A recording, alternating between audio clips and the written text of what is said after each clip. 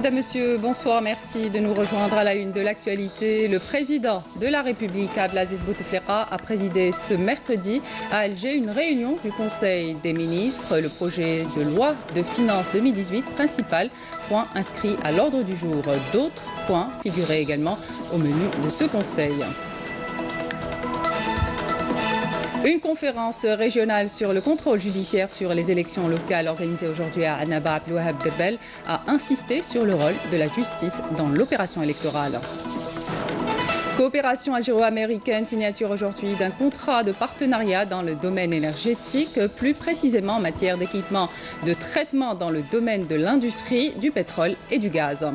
Le sélectionneur national a donné aujourd'hui au centre d'entraînement de Sidi Moussa une conférence de presse à la veille de la prochaine sortie des Verts, son compte rendu à la fin du journal. Bienvenue à tous. L'événement de ce mercredi, c'est la tenue du Conseil des ministres sous la présidence du président de la République, Abdelaziz Bouteflika.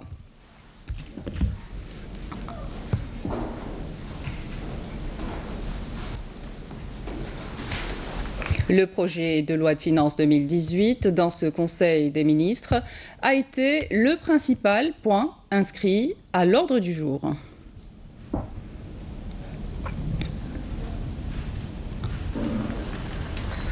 D'autres points figurent également au menu de ce Conseil des ministres, dont essentiellement des projets de textes relatifs au commerce électronique et au règlement budgétaire de l'exercice 2015.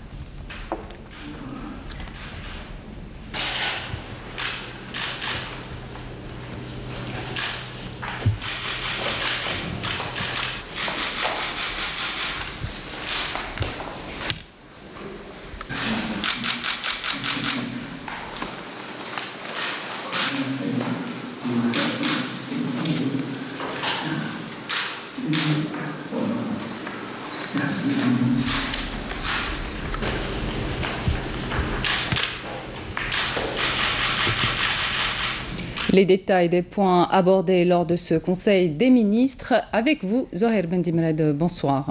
Bonsoir Amina, bonsoir à tous. Le Conseil des ministres a donc entamé ses travaux, comme vous le disiez à l'instant, avec l'examen et l'adoption du très attendu projet de loi de finances pour l'année 2018 qui a été présenté par le ministre des Finances. Dans sa partie budgétaire, le projet affiche 6 521 milliards en recettes et près de 8 628 milliards en dépenses.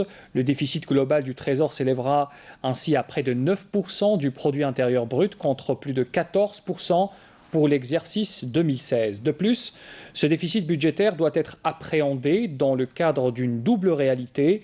En premier lieu, il s'agit de la volonté des pouvoirs publics d'entamer dès cette année le retour à l'équilibre budgétaire dans moins de 5 ans, une volonté qui se reflète notamment au niveau du budget de fonctionnement qui s'élèvera à 4 584 milliards de dinars.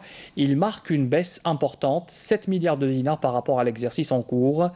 Et puis en second lieu, il s'agit de la nécessité de lever le gel sur des réalisations socio-éducatives mises à l'arrêt du fait de difficultés de trésorerie, ainsi de la nécessité pour l'État de procéder au règlement des dettes qu'il a accumulées pour les mêmes motifs envers les entreprises contractantes pour des réalisations ou des fournitures de biens et de services. Ces réalités ont pour conséquence une hausse exceptionnelle du budget d'équipement proposé pour cette année 2018. Ainsi, les autorisations de programme retenues pour l'année prochaine s'élèvent à 2270 milliards de dinars contre 1397 milliards de dinars pour l'exercice en cours. Les crédits de paiement inscrits pour l'année 2018 s'élèvent quant à eux à 4043 milliards de dinars contre 2291 milliards de dinars pour l'année 2017. Les allocations prévues pour le budget d'équipement couvre notamment la relance des projets gelés dans le secteur de l'éducation nationale et la santé, ainsi que les ressources en eau, ainsi qu'un effort plus soutenu en direction du développement local. Le budget d'équipement de l'année prochaine contient également une provision de 400 milliards de dinars pour le remboursement des entreprises locales et étrangères qui détiennent des créances sur l'État et ses démembrements. Il importe de relever aussi que le budget imposé, plutôt proposé pour l'année prochaine, comprend 1760 milliards de dinars alloués aux transferts sociaux montant en hausse de près de 8% par rapport à 2017 et qui est destiné notamment au soutien aux familles, à l'habitat notamment aussi, la santé et aux subventions des prix de produits de première nécessité, à savoir les céréales, le lait, le sucre et les huiles alimentaires. Dans sa partie législative, la loi de finances de 2018 introduit plusieurs mesures nouvelles de modernisation de la législation fiscale et d'adaptation de son contenu aux réalités financières du pays, parmi lesquelles on citera notamment l'instauration d'un impôt sur la fortune. Le projet contient en outre plusieurs dispositions en faveur des concitoyens, parmi lesquelles la bonification intégrale, par l'État bien sûr, des crédits bancaires levés par l'ADL pour financer la réalisation de 120 000 logements de location-vente, ainsi que le rétablissement de la subvention au prix de l'orge fournie aux éleveurs pour l'alimentation du bétail. Intervenant à l'issue de ce dossier, le président de la République a relevé que le projet de loi de finances apportera les moyens nécessaires à la mise en œuvre du plan d'action adopté par le Parlement récemment. Le président Bouteflika a insisté sur le dynamisme dont devra faire preuve le gouvernement pour traduire son plan d'action en résultats concrets et continue, autant pour répondre aux attentes sociales de notre peuple, mais aussi pour accroître la croissance, la création d'emplois et la diversification de l'économie nationale. Se référant à l'augmentation substantielle du budget d'équipement pour 2018, le chef de l'État a relevé que cette situation dictée par des circonstances objectives devra être une exception et que l'acheminement graduel vers l'équilibre des finances publiques devra être reflété dès l'année prochaine à travers une baisse du budget de l'État qui sera inscrit dans le projet de loi de finances pour 2019. Le président de la République a également demandé au gouvernement de diligenter l'élaboration du texte réglementaire par lequel sera institué un mécanisme indépendant de suivi des emprunts du Trésor public auprès de la Banque d'Algérie, ainsi que du suivi de la mise en œuvre des réformes structurelles économiques et financières devant permettre un retour rapide à l'équilibre des comptes publics et de la balance des paiements extérieurs. Rappelons que ce mécanisme indépendant fera régulièrement des rapports au chef de l'État. Par ailleurs, le président Bouteflika s'est félicité de la mobilisation des travailleurs à travers l'UGTA ainsi que du patronat public et privé pour concourir efficacement à l'intensification du processus national de développement, un effort qui est plus que jamais indispensable pour que l'Algérie transforme ses difficultés financières actuelles en motif de nouveau sursaut national vers plus de progrès économique et social. Le Conseil des ministres a poursuivi ses travaux par l'examen et l'adoption du projet de loi portant règlement budgétaire pour l'année 2015. Il a été présenté également par le ministre des Finances. C'est un texte qui certifie la bonne exécution du budget de l'année 2015 et qui rapporte également l'importance des réalisations réceptionnées la même année dans plus de 250 établissements scolaires, 38 000 places pédagogiques, 20 000 lits d'hébergement dans les secteurs universitaires, 56 nouveaux établissements de santé publique, 300 000 logements réceptionnés, ainsi que le raccordement de près de 230 000 habitations au réseau d'alimentation en gaz naturel. Le Conseil des ministres a également examiné et adopté le projet de loi relatif au commerce électronique. Ce texte vise en premier à donner une assise légale à cette activité qui est déjà apparue dans notre pays. Deuxièmement, à instaurer autour de cette activité un climat de confiance propre à son extension. En troisième lieu, à développer aussi l'économie numérique dans le pays. Quatrièmement, à offrir une protection aux consommateurs. Et enfin, à codifier aussi la répression de toute fraude dans ce domaine nouveau. Et puis poursuivant ces travaux, ce Conseil des ministres qui a examiné et approuvé également un décret présidentiel autorisant à l'Algérie la participation de l'Algérie à la reconstitution des ressources de l'Agence internationale pour le développement.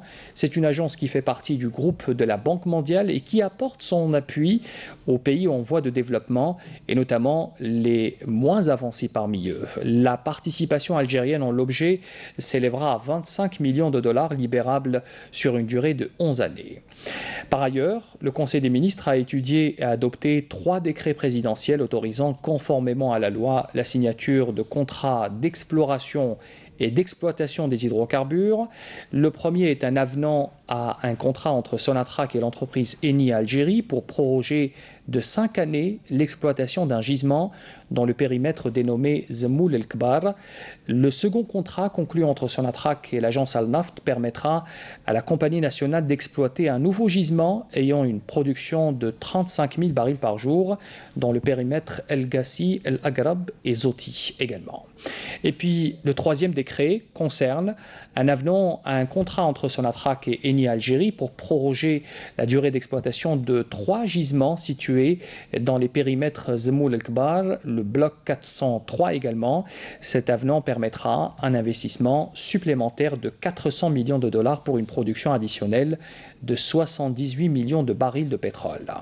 Enfin, le Conseil des ministres a conclu ses travaux par l'examen et l'adoption de décisions individuelles de nomination et de fin de fonction à des fonctions supérieures de l'État. Et voilà donc le contenu intégral de ce Conseil des ministres présidé, je le rappelle, par le chef de l'État ce mercredi. À vous, Amina. Merci à vous. Dans le reste de l'actualité, le président de la haute instance indépendante de surveillance des élections, Abdelwaheb Derbel, a animé aujourd'hui une conférence dans la wilaya de Annaba sur le contrôle judiciaire du vote. La conférence s'inscrit dans le cadre des rencontres de formation en prévision des prochaines élections locales. Amel Messaïd. Lors de la conférence sur le contrôle judiciaire sur les élections locales, le président de la haute instance indépendante de surveillance des élections, Abdelwaheb Derbel, a présenté une vision globale sur le fonctionnement de la haute instance, estimant que la réussite et la transparence des élections ne sont pas de vains mots, mais il s'agit d'assurances données par la Constitution. Abdelwaheb Derbel a appelé tous les acteurs de cette opération à participer dans la réussite de cette échéance pour l'intérêt de l'Algérie. Nous ne pouvons pas réaliser des élections justes et dans l'intérêt du pays sans ces 2 conditions. Il faut qu'elles se basent sur des données justes et une vision claire. Donc la question de la formation est une question fondamentale. La conférence a été rehaussée par la participation d'universitaires et des spécialistes en droit qui se sont tous accordés à affirmer l'importance de la justice dans l'intégrité de l'opération électorale, tout en expliquant la réglementation régissant le contrôle judiciaire dans le processus électoral avant, pendant et après le vote.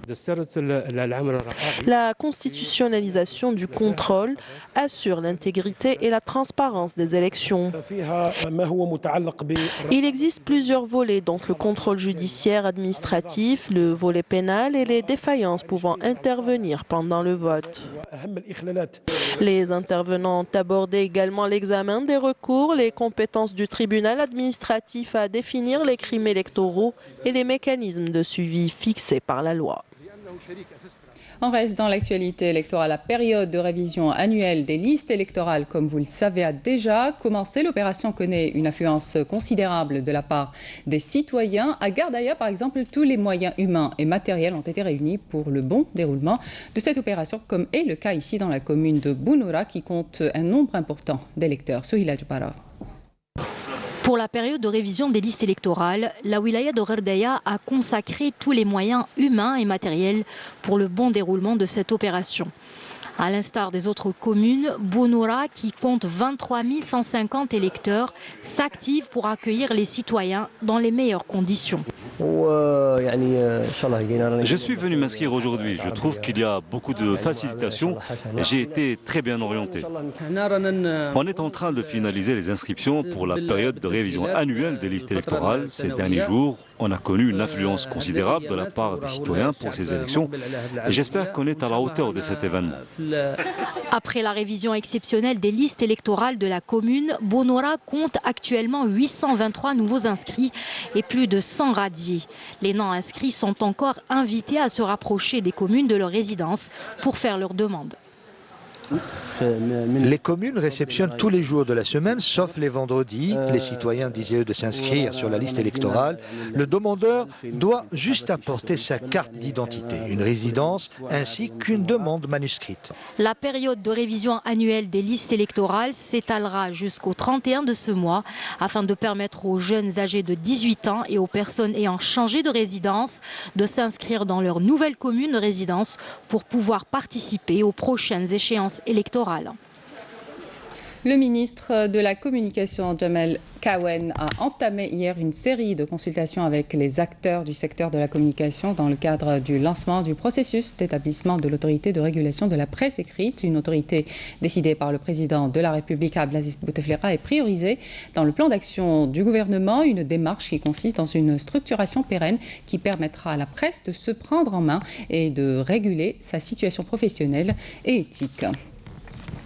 La 19e réunion ministérielle du Forum des pays exportateurs de gaz a décidé officiellement aujourd'hui à Moscou que l'Algérie abrite le futur siège de l'Institut de recherche gazière. En confiant ce projet à l'Algérie, les pays membres du Forum confirment ainsi la résolution adoptée en ce sens en 2015 lors du sommet des chefs d'État et de gouvernement. La décision prise à Moscou intervient après la présentation de l'étude de faisabilité élaborée par un bureau d'études international, laquelle a montré l'apport considérable qu'apportera cet institut une fois réalisé, aussi bien pour le Forum en tant qu'institution et pour les pays membres.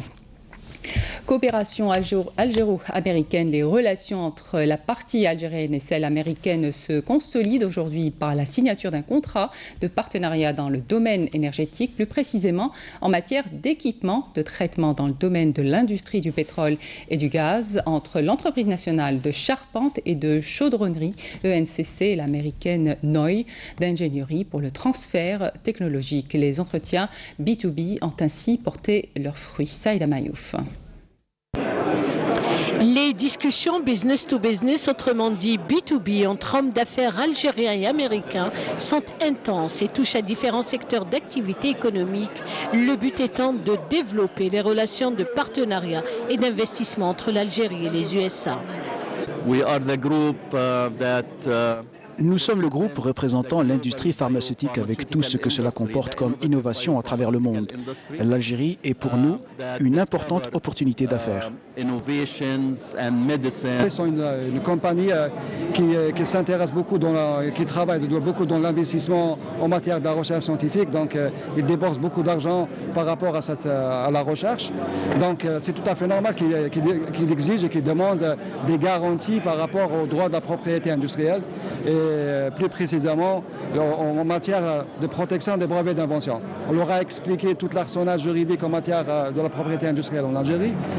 Après les 3 visites qu'on a fait à les États-Unis, on a pris beaucoup d'expérience avec les Américains.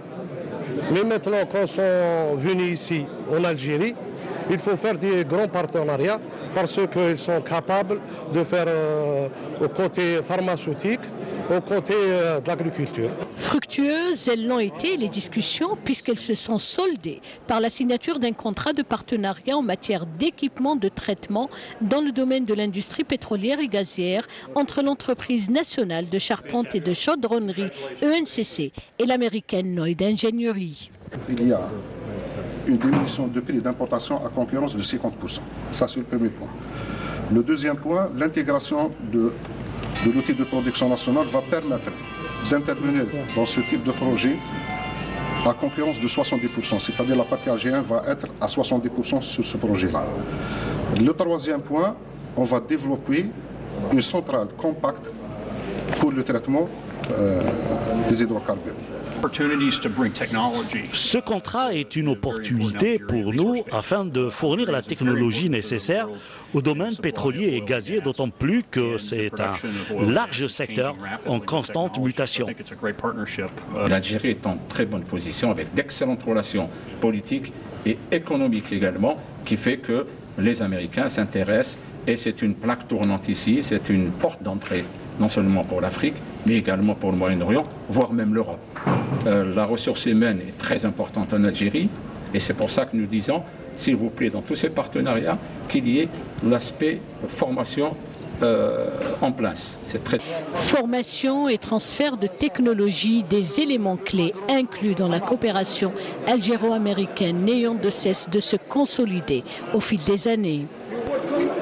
Le Salon national de la microactivité a été inauguré aujourd'hui par la ministre de la Solidarité nationale et de la famille, Rania Dalia, qui était accompagnée de plusieurs membres du gouvernement. Cette édition abritée par l'office Riyad El Fath est placée cette année sous le slogan « La microactivité, un moyen pour diversifier l'économie ». Pendant 4 jours, les bénéficiaires de microcrédits partageront avec le public leur expérience.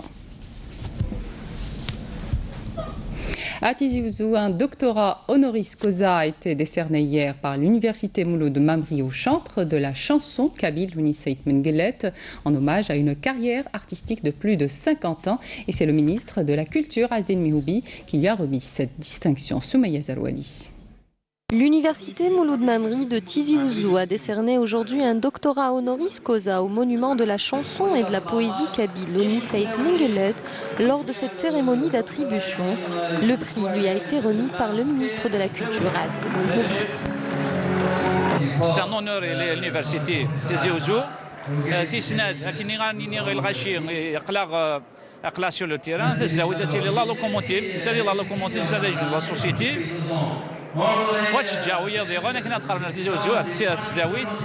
Louni Saïd Menguellet a fait part de son bonheur de recevoir ce titre honorifique de la part d'une université qui porte le nom d'un grand écrivain.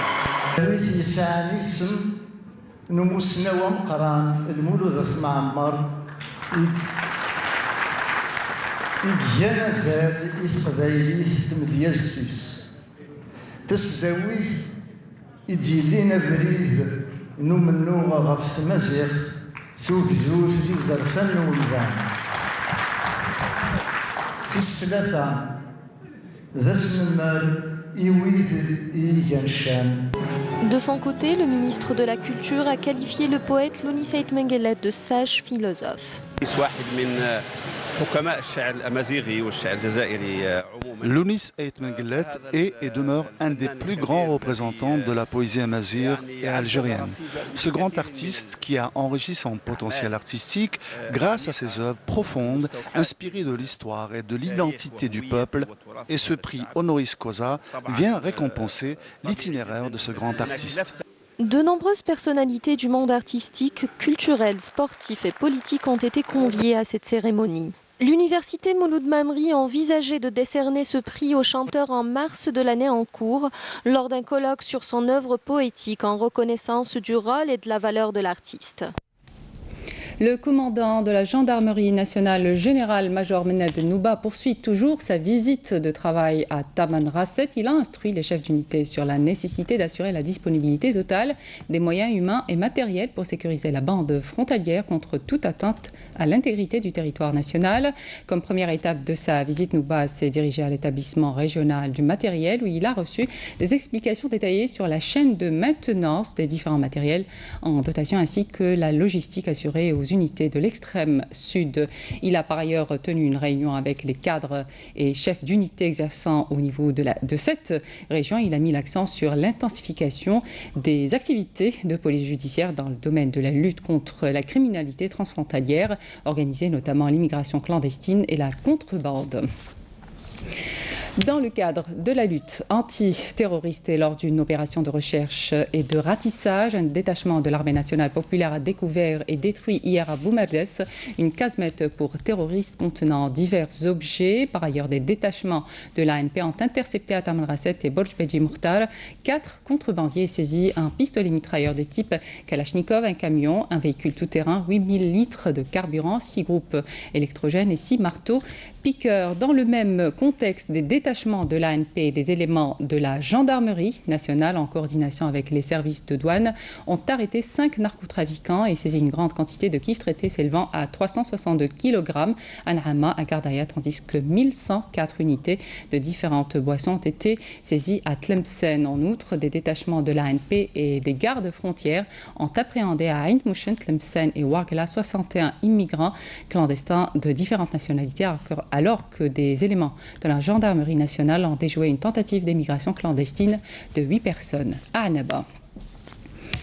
Dans une lettre adressée hier au secrétaire général de l'ONU, Antonio Guterres, le président sahraoui, qui est également secrétaire général du Front Polisario, a alerté Guterres suite aux attaques brutales et barbares des autorités d'occupation marocaine contre les civils sahraouis non armés pour avoir participé à des manifestations pacifiques revendiquant le droit du peuple sahraoui à l'autodétermination et à l'indépendance et la libération de prisonniers politiques sahraouis dans les prisons marocaines, groupe de Gdeim-Izik. Le président sahraoui a souligné dans sa lettre qu'il était temps de permettre à la MINURSO la mise en œuvre sans plus tarder la tenue du référendum pour l'autodétermination du peuple sahraoui, en plus d'un mécanisme de protection et suivi de la situation des droits de l'homme au Sahara occidental occupé, la protection des ressources naturelles sahraouis, y compris le démantèlement du mur marocain qui représente un crime contre l'humanité, divise le Sahara occidental et son peuple en 2 parties. Il a également souligné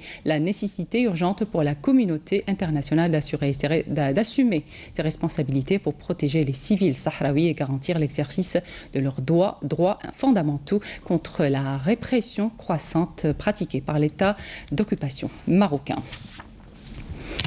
À la veille de la prochaine sortie sans enjeu des Verts au Cameroun pour le compte des éliminatoires de la Coupe du Monde 2018 en Russie, le sélectionneur national a donné aujourd'hui au centre d'entraînement de Sidi Moussa une conférence de presse.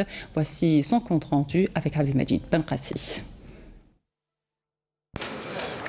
Au-delà des résultats des 2 prochains matchs de la sélection nationale, contre le Cameroun et le Nigeria respectivement, la conférence de presse donnée par Lucas El-Kharaz a surtout tourné autour de la mise à l'écart de Slimani, Mahrez et Bentaleb. Le sélectionneur national dira tout simplement que pour l'instant présent, les joueurs en question ne répondaient pas aux critères de sélection. C'est ma propre décision. Tous les joueurs sont sélectionnables, mais ils doivent répondre à 4 critères. Les besoins de l'équipe nationale, la forme de son club, le rendement en équipe nationale et en dernier, les besoins du moment en équipe nationale. L'autre question qui est revenue souvent ces derniers temps, c'est l'avenir du sélectionneur national chez les Verts. Et voici la réponse donnée par El-Kharaz au cours de la conférence de presse. Signé un contrat jusqu'au dernier match de 2019. C'est bon? Mon principal objectif de le contrat, c'est classifier pour la CAN 2019. À mes deuxième objectif, c'est gagner la CAN 2019. Ça tout. Pour rappel, la rencontre entre le Cameroun et l'Algérie prévue à Yaoundé est sans enjeu puisque les 2 sélections sont d'ores et déjà éliminées de la course à la Coupe du Monde de Russie en 2018. Fin de l'édition, à suivre juste après le journal de 20h. L'émission Notre Invité, Samia Bacha, reçoit ce soir le directeur général de la SNTF, la Société nationale de transport ferroviaire, Yassine Benjabala, pour parler du plan de modernisation de cette entreprise dans le transport des voyageurs et le transport de fret. L'émission Notre Invité est à suivre à partir de 20h50. Un rappel des titres avant de quitter. Le président de la République, Abdelaziz Bouteflika, a présidé ce mercredi à Alger une réunion du Conseil des ministres. Le projet de loi de finances 2018, principal point inscrit à l'ordre du jour. D'autres points figuraient également au menu de ce Conseil. Une conférence régionale sur le contrôle judiciaire sur les élections locales organisée aujourd'hui à Annaba. Abdelwahab Debel a insisté sur le rôle de la justice dans l'opération électorale. Coopération algéro-américaine, signature aujourd'hui d'un contrat de partenariat dans le domaine énergétique, plus précisément en matière d'équipement, de traitement dans le domaine de l'industrie du pétrole et du gaz. Le sélectionneur national a donné aujourd'hui au centre d'entraînement de Sidi Moussa une conférence de presse à la veille de la prochaine sortie des Verts. Nous avons suivi son compte rendu dans ce journal. Là, c'est la fin de cette édition. Merci de votre attention. Excellente suite des programmes sur notre chaîne.